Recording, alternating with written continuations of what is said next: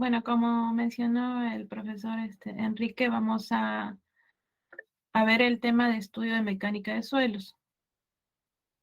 El propósito es mostrar la importancia del estudio de mecánica de suelos en la elaboración del expediente técnico de obra. He querido colocar un video sobre el tema, ¿no? Porque ustedes con la base teórica pues ya la tienen también. Saben que la mecánica de suelos pues es la especialidad que estudia las propiedades de resistencia, las relaciones de esfuerzo contra deformación, ¿no? Las características relativas a la ingeniería generales de los suelos, ¿no?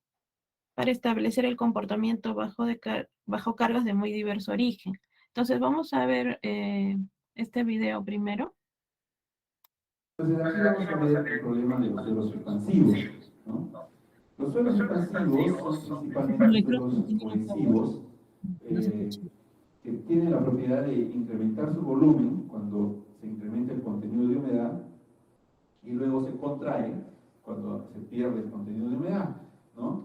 Entonces, debido a su composición mineralógica, tienen pues la capacidad de absorber agua y luego pues cuando pierden esa humedad se vuelven a contraer. Entonces, este movimiento cíclico es muy evidente pues y genera los daños que observamos acá. Estas son, por ejemplo, edificaciones en Talara, en el edificio Petroperú, en viviendas que han sido afectadas por este problema, ¿no? Entonces, generalmente este tipo de suelos se presentan en áreas desérticas, ¿no? Y también, bueno, en la selva también existen, pero su manifestación más grande es en las zonas desérticas, que están en zonas áridas, que están en escaso de humedad, y cuando viene, por ejemplo, alguna avenida, algunas lluvias extraordinarias, como esta zona del fenómeno del Niño, genera pues un gran hinchamiento y genera estos daños, ¿no? Entonces, en la zona sur, nosotros también hemos tenido oportunidad de encontrar este tipo de problemas. Este es un centro de salud en San Antonio de Moquegua, ciudad de Moquegua. Y acá se observa pues, los daños en un centro de salud, ¿no? Debido al hinchamiento del suelo, ¿no? Acá se observa un incremento pues, de un bombeo, digamos, del techo, debido a que aquí se ha incrementado la altura. Aquí hay una ventanita pequeña que evidencia la presencia de un baño, ¿no? Que tiene filtraciones y genera pues, muchas veces hinchamiento del suelo y el deterioro de la edificación. Aquí se observa, ¿no? El nivel de agrietamiento que sufren las ventanas que están todas rotas, los vidrios en el piso, el hinchamiento del suelo, ¿no? Y algunas otras manifestaciones pues, que evidencian la ocurrencia del incremento de volumen del suelo. Acá también se observa, ¿no? Que inclusive ya había sido parchado una grieta, ¿no? Y ahí se está rajeado. Acá se observan grapas metálicas que están cosiendo la costura de la grieta generada por la expansión, ¿no? Y nuevamente, debido a mayores incrementos de volumen, se va generando nuevamente estas grietas, ¿no? Persistiendo en los daños. Entonces, estos son las características de daños que puede generarse en una edificación. ¿Y debido a qué? ¿No? A que cuando uno hace un estudio de suelos, no toma en cuenta adecuadamente este comportamiento. Por ejemplo, acá tuvimos la oportunidad de visitar, hacer una evaluación, y siempre uno dice, pregunta por el antecedente. ¿Qué fue el estudio de suelos? ¿Qué se dice en el estudio de suelos? No, en el estudio de suelos se especifica que este material es altamente expansivo, ¿no? Por lo tanto, la solución es, ¿no? Sobre el cimiento corrido, colocar una viga de cimentación, que todo el perímetro, toda la zona de la cimentación, para controlar la expansión, haciéndola rígida, pues, ¿no? Y evitando que se levante de una forma localizada, ¿no? Entonces se le dice, bueno, ¿y cuál es la fuerza de expansión con la que el suelo se levanta? ¿No? No, este es un suelo altamente expansivo, ¿no? ¿Cómo se ha diseñado la viga de cimentación? No, simplemente es una viga, pues, ¿no? Con 4 fierros de media, sus estribos cada tanto, ¿no? Pero ¿qué tanto resiste esta viga? No lo sabemos. Entonces acá se observa que esta viga no era suficiente para soportar esas presiones, se generan flexiones y levantamientos diferenciales de la estructura generando daño. Entonces aquí lo que falta es cuantificar la magnitud del problema, saber cuál es esa fuerza de expansión para poder controlarla con la carga que transmite la estructura. ¿Cuál es, digamos, la magnitud de la expansión? ¿Cuánto se puede levantar bajo una carga? Entonces, todo eso hay que investigar y hay que evaluarlo adecuadamente para diseñar. No solamente hay que identificar el problema y darle una solución cualitativa, ¿no? Esas son las consecuencias de ese tipo de soluciones. Fíjense, aquí a unas cuadras hay otro complejo habitacional, ¿no? Que fue construido por FONAVI, por los FONAVI, ¿no? Fondos de FONAVI, y que está a unas cuantas cuadras y que se sabe que el problema, que el suelo es altamente expansivo, porque esto fue construido en el año 96, el otro, el centro de salud, fue en el año 99, ¿no? Y esto hasta la actualidad está en esas condiciones de abandono, ¿no? Porque apenas se terminó la construcción aparecieron los agrietamientos y los propietarios, ningún propietario quiso aceptar estas viviendas, ¿no? Inclusive después del sismo del 2001, el presidente, entonces Toledo, quiso asignar esto a profesores o a policías damnificados, ¿no? A un costo bastante bajo, pero ni ahí prosperar la compra, porque la gente tiene miedo de vivir en estos tipos de viviendas todas agrietadas, ¿no? Y consecuencias, ¿no? A veces son errores también. Esto también tiene una concepción, digamos, quizás no bien con un no buen criterio, ¿no? Fíjense acá, se construyen estructuras de 4 pisos, ¿no? Pero como se conoce el problema que el suelo es expansivo, acá la cimentación fue construida con unas plateas de cimentación, una losa de cimentación, ¿no? Entonces, al hacer la construcción con losa de cimentación, la carga que transmiten estas estructuras se divide entre toda esa área, la cimentación, de la losa. Entonces, la transmisión de cargas son bastante bajas al terreno y justamente uno piensa que el concreto es un elemento rígido, ¿no? Y que cuando ya hay un movimiento, esta estructura se va a levantar en una forma, digamos, rígida, sin hacer ninguna distorsión en la estructura. Pero nos olvidamos, pues, que el concreto se fisura si no está bien diseñado el refuerzo. Entonces se fisura la losa, se levantan ciertos sectores que tienen mayor contenido de humedad y generan los daños, ¿no? Entonces, conclusión, ¿no? La solución, si bien es cierto, tenía un criterio de mantener una estructura rígida, no fue diseñada para tal fin y por lo tanto la estructura sufrió daños, ¿no? Fíjense ustedes que el año 2001 hubo el terremoto que afectó esta región. Y nosotros, nosotros en la Universidad de Ingeniería, en el CISMI, siempre hacemos evaluación de daños y luego estudios de microzonificación para reconstrucción. Entonces fuimos a hacer eso, ¿no? Y en una primera campaña de evaluación de daños, en esta zona de San Antonio, nosotros preguntábamos a los pobladores: señora, su vivienda se ha agrietado, ¿no? No, felizmente no, por el sismo, ¿no? Y anteriormente ustedes tenían problemas de fisuras ¿no? Por el comportamiento del suelo, ¿no? Por el suelo expansivo, ¿no? Y ellos decían: no, sí, mire, cuando yo tenía mi casa de 2 pisos, ¿no? Siempre aparecían grietas, cada cierto tiempo había que estar parchándolas, tarrachándolas para que no se vea feo, ¿no? Pero ya se acostumbraron a vivir con ese problema. Y dice: más bien ahora que he construido mi 4.º piso, ya no aparecen las grietas, ¿no? Entonces, ¿eso qué significa? Que con 4 pisos ya están controlando la presión de expansión, ¿no? Ellos con sus cimientos corridos, convencionales, bastante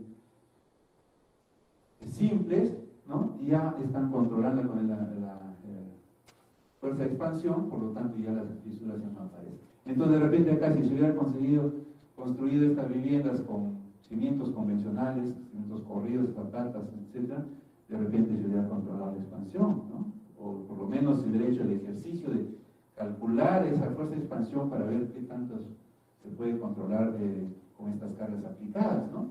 Entonces, eso es lo que debemos hacer en este tipo de casos. ¿Se dan cuenta? Una pequeña, digamos, mala concepción en los criterios de cimentaciones generan, pues, problemas, ¿no? Y esto, conociéndose el caso, en el centro de salud se diseña de igual forma, con una simple viga de cimentación, ¿no? Y los daños están ahí latentes. Eso es un caso, pues, en cuanto a suelos expansivos. Tenemos otro caso, ¿no? Que son la construcción discusión sobre rellenos no compactados, rellenos heterogéneos, ¿no? Aquí justamente en el distrito de Surquillo, seguramente muchos de ustedes conocen, o ustedes han escuchado estos problemas del conjunto habitacional de Cabarre y en general de toda la urbanización Limatambo, ¿no? Aquí a espaldas de ese local de la policía, a espaldas de esa zona en Aramburú, hay esas zonas de Limatambo, y ahí están. Estas viviendas, fíjense, fueron construidas, ¿no? Sobre un terreno que anteriormente era una cantera de piedra chancada. De aquí, estas zonas se sacaron, pues había una chancadora y se extrajo el material, por ejemplo, para la construcción de la vía expresa, ¿no? Y era pues una planta de concreto. Finalmente, cuando ya la excavación estaba bastante profunda, se mudaron hacia el sur, ¿no? Y esto luego fue utilizado para depositar desmontes de las diferentes obras de cimiento. Entonces se volvió a nivelar el terreno de cimentación. Y en una primera instancia esto estaba zonificado como áreas para áreas verdes, porque era pues una relleno. Pero posteriormente se va cambiando la zonificación, se permite construir con edificaciones de un piso, después dos, después hasta 5 pisos, ¿no? La nueva zonificación urbana. Entonces se construye, ¿no? Y algunos con pilotes, algunos simplemente así con cimentación superficial, y en todas las zonas se observan daños, asentamientos, ¿no? De las viviendas, fisuras, etc., ¿no? Entonces toda esa zona es así, y acá también, acá en esta zona, fue un caso particular. Yo tuve un colega que estaba involucrado en esto, en el diseño estructural de esto, y un cierto domingo me llama desesperado, me dice, mira, que está ocurriendo un problema, prende tu canal 4, me dice, bueno, mira, la televisión están dando ahí un reportaje sobre ese edificio. ¿Qué había pasado? Que estos edificios súbitamente se habían inclinado y colapsado dos bloques, ¿no? Uno contra el otro, como un sismo, hubo una explosión, ¡ah!, y chocaron los edificios. Entonces la gente pensaba que era una vibración, un sismo, ¿qué pasó?, ¿no? Pero estaban alarmados todos, y los edificios estaban ligeramente inclinados, no se veía porque estaban chocando uno contra otro. Entonces yo también, con la solicitud de él, vinimos a observar y todo, pues, ¿no? Y efectivamente, pues, ¿no? Lo que él me indicaba es, no, mira, nosotros hemos hecho una exploración de suelos hasta 10 metros de profundidad y todo el desmonte, me mostró las fotos, ¿no? Diferentes bloques de concreto, diferente heterogéneo el material. Entonces lo que hemos hecho nosotros es, hemos sacado 4 metros de material, de espesor de material en parte superficial, y hemos rellenado con un material compactado, y sobre eso hemos puesto nuestra losa de cimentación, que es una losa rígida. Acá sí el criterio estaba bien hecho, porque era una losa de 60 centímetros de peralte, con toda la rigidez adecuada, el reforzamiento adecuado, ¿no? Entonces no había pues distorsiones angulares o desplazamientos relativos de la estructura, por lo tanto no había desfisuramiento, pero estaba inclinada. Entonces, ¿qué resulta? Que aquí había problemas de filtraciones de agua, por acá hay parques, se riega así a gravedad, vienen tremendos canales de agua, y por acá desaparecían, pero nadie sabía dónde iban, ¿no? Finalmente, bueno, después de hacer unas investigaciones y todo esto, se encontró que aquí había unas cavidades de hasta 35 metros de profundidad, todo eso rellenado con un desmonte, y sobre eso pues estaban todas esas viviendas, por eso los asentamientos. Entonces, lógicamente, ¿no? Aquí estos profesionales fueron sancionados por el Colegio de Ingenieros y no sé qué una responsabilidad habrán tenido, ¿no? Debido a que no están cumpliendo con la norma de decir, oigan, no construyan sobre rellenos heterogéneos. La norma dice reemplazar todo el material y sobre eso construir. Imagínense reemplazar 35 metros de material y volver a compactar para construir ese edificio. Yo estaba pensando mejor hacer toda una especie de una ciudadela así en laderas, ¿no? Hacia adentro, ¿no? Como un anfiteatro. Pero es una área muy grande, ¿no? Entonces, esas son algunas de las consecuencias, ¿no? Acá tenemos las vistas, y ahora ya está abandonado. Ahí se hizo algún estudio de reparación, de reforzamiento, miren los hundimientos de las pistas, ¿no? Todo este material es muy heterogéneo. Se hizo algún trabajo de reforzamiento pensando en que podría recuperarse esta estructura. Yo creo que sí se podía recuperar, ¿no? Pero no se llegó a hacer el proyecto de reforzamiento, bueno, por nuestro lado, ¿no? Hicieron con otro grupo de ingenieros, hicieron el estudio y recomendaron una solución, por ejemplo, de inyecciones, ¿no? Con lechada de cemento, o sea, inyectar ahí en ese material, consolidar todo ese material con inyecciones de lechada para evitar que el asentamiento continúe y luego ya reparar la estructura. Entonces, cuando se vio el proyecto, se encontró pues que no iba a ser viable porque estaba al límite, ¿no?, del costo. Para reparar una estructura, ¿no?, el costo de reparación no debe ser mayor al 50% del costo de la estructura, de construir la estructura, ¿no?, como nueva. Entonces estaba al límite. Si excede el 50%, es preferible demoler y volver a construir, ¿no? Ese es el criterio.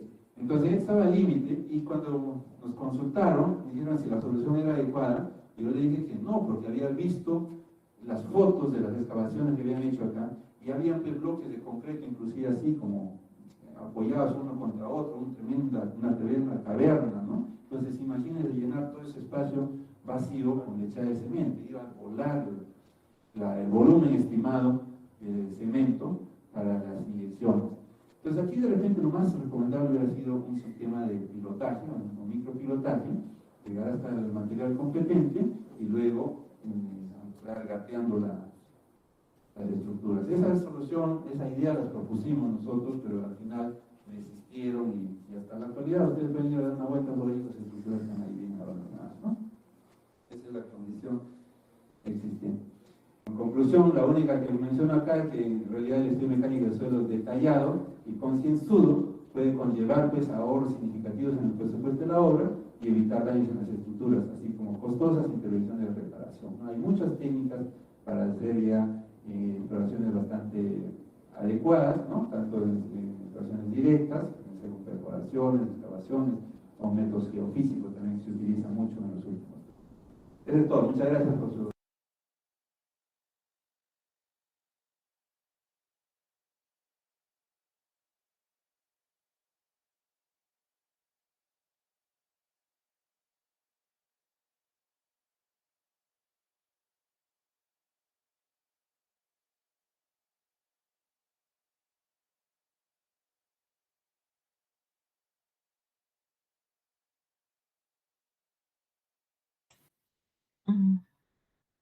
¿Se puede ver lo que estoy compartiendo? No. No. No, ingeniera. No se ve, ¿no? A ver. En toda mi pantalla sería. Ahí sí se ve. ¿Se ve el PDF que estoy mostrando? Sí, ingeniera. Ah, ya, qué bueno. Sí, este es unos términos de referencia, ¿no?, de la Contraloría General de la República, ¿no?, para mostrarles pues cómo están colocando ellos los términos de referencia para el expediente técnico, ¿no? Dice, deberá realizarse en la zona prevista para las obras y determinar la profundidad de la napa freática y todo lo necesario para que el presente estudio asegure la estabilidad y permanencia de las obras con un uso racional de los recursos según la norma E050 del Reglamento Nacional de Edificaciones, ¿no? También aquí añade el tema de la obtención de los registros en el ALA o en el ANA, ¿no? Finalmente pone, el estudio mecánica de suelo deberá mostrar en un plano de planta que contenga el anteproyecto la ubicación de cada sondeo realizado, ¿no? Bueno, así coloca la Contraloría, por ejemplo, sus términos de referencia, ¿no? Aquí tengo un estudio, ¿no?, donde ¿qué dice las conclusiones? Dice, para el presente caso, ¿no?, tenemos un área de terreno total de 23.000, ¿no? El área pone, ¿no? Y después, ¿qué área se va a intervenir? ¿No? 3.500 metros cuadrados, y ahí coloca, ¿no?, cuántas calicatas se requieren como mínimo, ¿no? y cuántas se recomiendan, ¿no? Inclusive acá pues la entidad está señalando 5 calicatas más, ¿no? En total 12, ¿no? Claro, ¿no? O sea, están invirtiendo un poco más, pero lo ideal es que el estudio de suelo sea esté bien hecho, concienzudo, como dijo el ingeniero en el video anterior, ¿no? Dadas las condiciones del terreno, el programa de exploración de campo contemplar la ejecución de las 12 calicatas, ¿no? Bueno, aquí las conclusiones pues van detallando todo lo mínimo que se necesita pues en un estudio de suelo, ¿no? Capacidad de carga admisible, ¿no?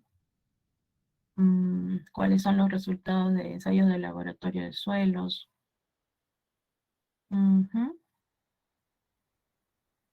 Van señalando ahí la profundidad máxima recomendada para la cimentación de estructuras, ¿no? Los parámetros para diseño sismorresistente, ¿no? Todo lo que tiene que ir en las conclusiones es lo que va a necesitar el especialista en estructuras, ¿no? Del diseño.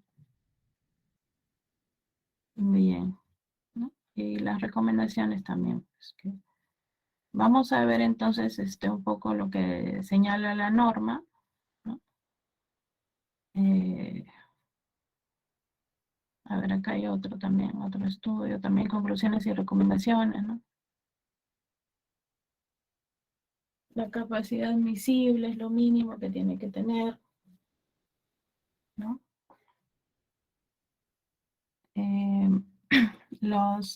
Por la estratigrafía del suelo se recomienda cimentar con una profundidad mínima de 1.50 para zapatas y para cimientos corridos la profundidad mínima será de 0.70, ¿no? O sea, todas estas recomendaciones, conclusiones, recomendaciones, es lo que van a encontrar en todos los estudios de mecánica de suelo, ¿no? Que son las cosas mínimas que debe de tener todo estudio de suelo según la norma, ¿no? Este estudio, por ejemplo, lo descargué del CACE, encontré estudios básicos, estaba, ¿no? Del Ministerio del Interior, ¿no? Y ahí están las conclusiones, recomendaciones que tienen que tener como factor de zona, factor de suelo, también periodo que define la plataforma del espectro, ¿no? Todo este tema también para el diseño sismorresistente, ¿no? Todo esto también lo pueden encontrar en el CACE, ¿no? Los estudios en las licitaciones de las obras públicas, ¿no? Tanto en adjudicaciones como en licitaciones de obras. Ahí están los expedientes técnicos. Todo lo que sea bajo la ley 30.225, ¿no? Incluso acá pone recomendaciones adicionales, ¿no? Y está bien detallado, ¿no? A ver, entonces vamos a continuar en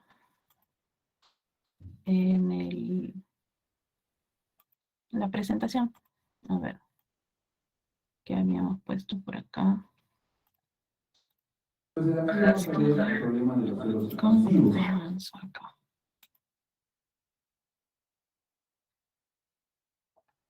Pues el vamos a ver. Ya. Bueno, aquí he colocado la normativa aplicable, ¿no? Desde el año 2006 hasta el 2018 que se actualizó la norma técnica 050, ¿no? Si se dan cuenta en los términos de referencia, claro, no colocan las actualizaciones, pero, o sea, deberían colocar, ¿no? A veces se olvidan, pero lo correcto era que coloquen pues, las normas y sus actualizaciones y modificatorias, ¿no? Para que sean más entendibles.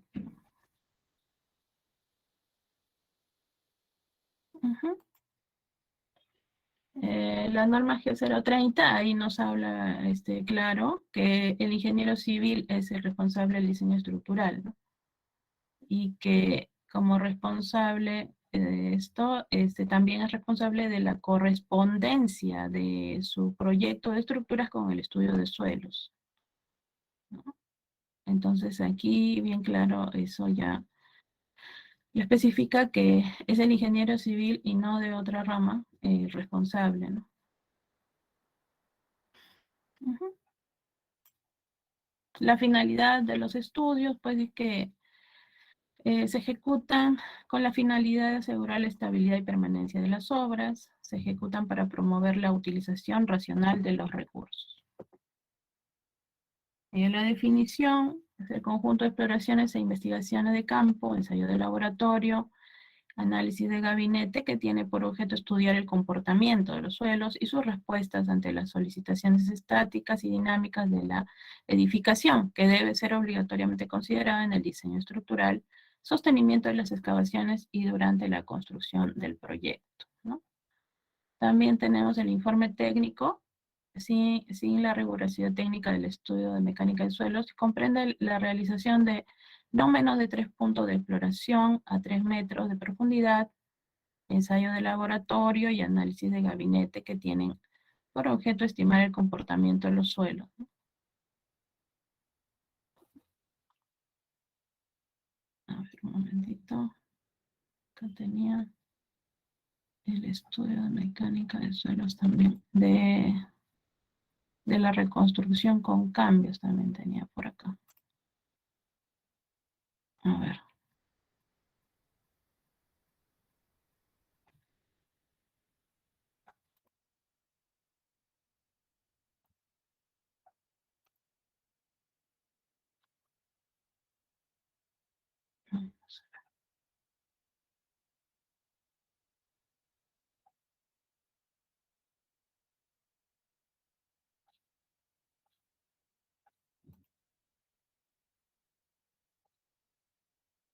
A ver, un ratito, acá tenía también.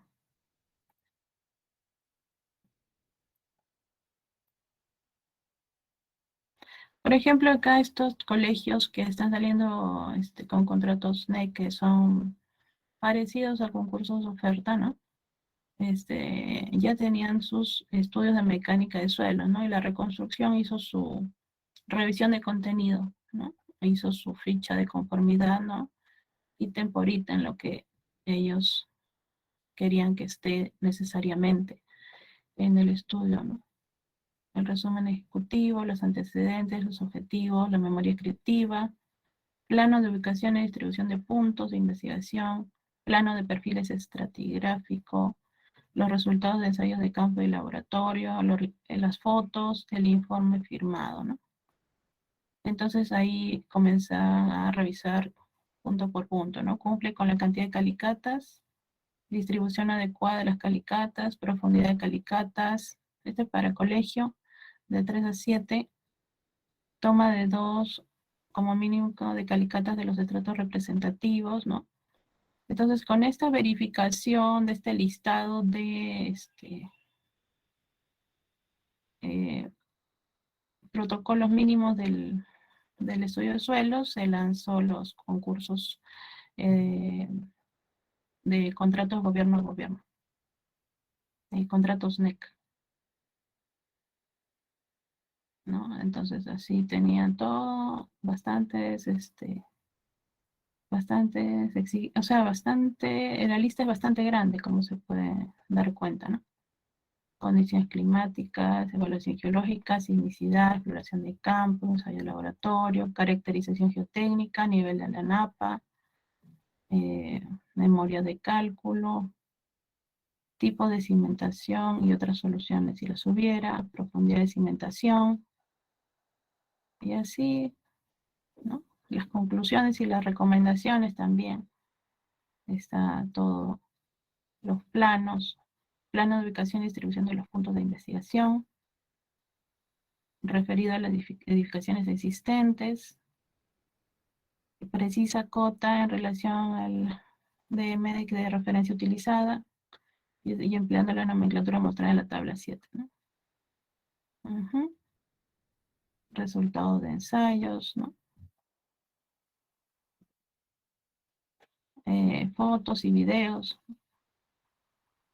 Todo este listado, pues, ellos exigen que tenga, pues, el estudio de mecánica de suelos previo al concurso, a la licitación gobierno-gobierno, ¿no? Con el modelo de contrato NEC.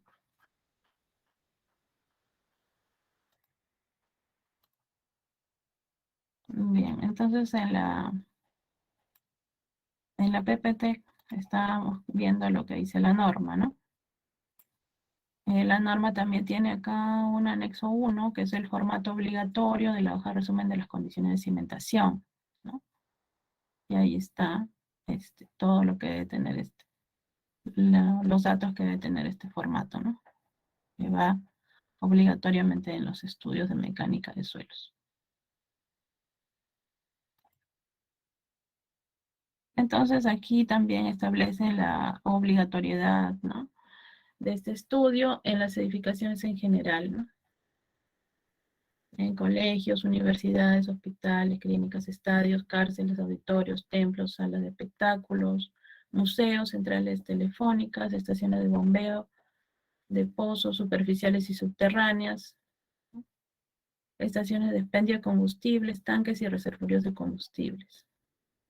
Me dice, cuando las excavaciones para las obras de redes de agua, alcantarillado, instalaciones eléctricas, gas y telecomunicaciones requieran una excavación mayor a 1.5, empresas prestadoras de servicios públicos, entidades públicas y privadas e instalaciones militares y policiales en general, ¿no?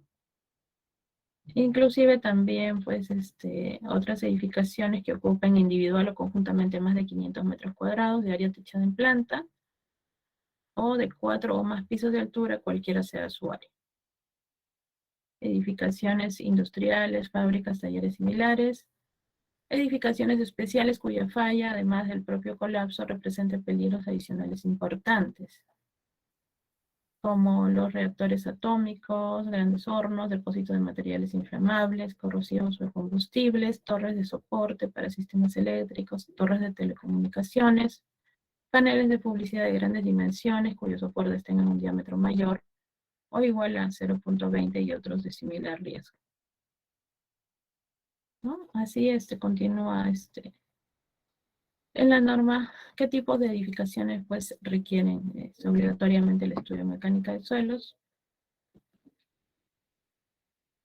También casos donde existe la obligatoriedad de elaborar un ITS, ¿no? Se aplica a lugares con condiciones de cimentación conocidas debidas a depósitos de suelos uniformes, tanto vertical como horizontalmente, sin los problemas especiales de cimentación que ya se habían indicado, con áreas techadas en planta de primer piso menores que 500 metros cuadrados, hasta 3 pisos y sin sótano. Entonces el profesional responsable puede asumir los valores de la presión admisible del suelo, profundidad de cimentación y cualquier otra consideración concerniente a la mecánica de suelos, basándose en la ejecución de no menos de 3 puntos de exploración hasta la profundidad mínima de 3 metros. Estos datos, incluyendo los perfiles de suelos, el plano de ubicación de los puntos de exploración, deben figurar en el ITS elaborado por el profesional responsable, ¿no? En caso que la estimación indique la necesidad de usar cimentación especial, profunda o por platea, sí se debe efectuar el estudio mecánico de suelos.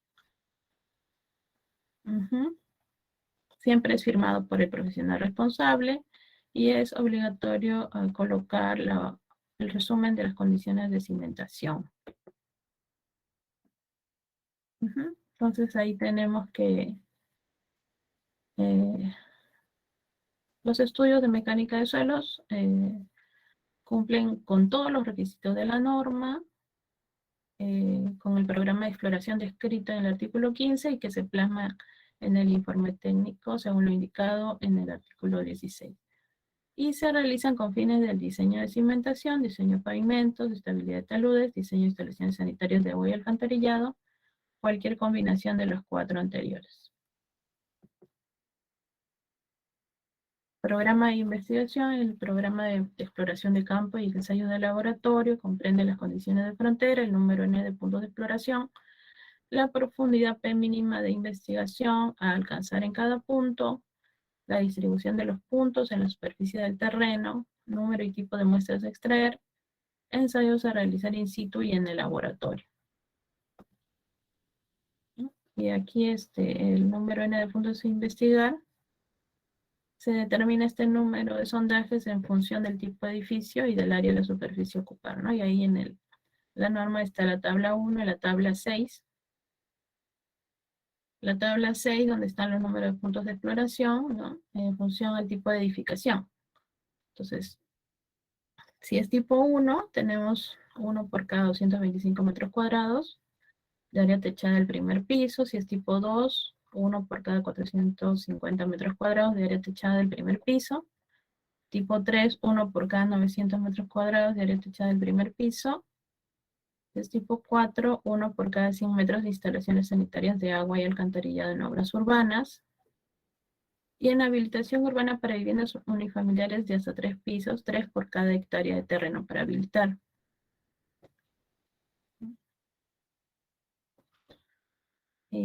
A ver. Hasta ahí era mi parte, ingeniero. Le dejo a usted para continuar.